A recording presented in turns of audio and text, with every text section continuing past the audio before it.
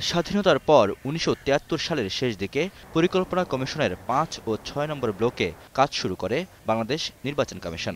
এরপর থেকে গত ৪৩ বছর এই কার্যালয়টি ব্যবহার করে আসছিল নির্বাচন কমিশন। তবে সেই মায়ের বন্ধন, চিরচেনা সেই সিঁড়ি, মিডিয়া সেন্টার সহ প্রতিটি স্মৃতিকে পেছনে ফেলে নতুন ভবনে শুরু করেছে পথ চলা।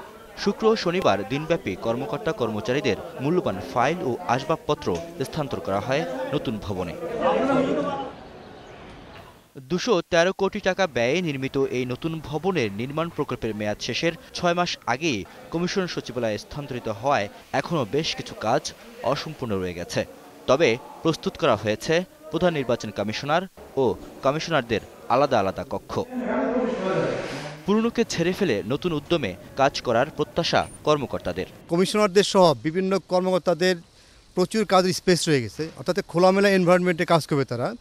এতে করে কাজে গতি বাড়বে, অফিসারদের মধ্যে একটা স্বস্তিবোধ থাকবে। এদিকে ফেব্রুয়ারির প্রথমার্ধে প্রধান নির্বাচন কমিশনার সহ ৪ জন কমিশনার বিদায় নেবেন। আর নতুন ইসি গঠন নিয়ে ইতিমধ্যে রাজনৈতিক দলগুলোর সঙ্গে সংলাপ করেছেন রাষ্ট্রপতি।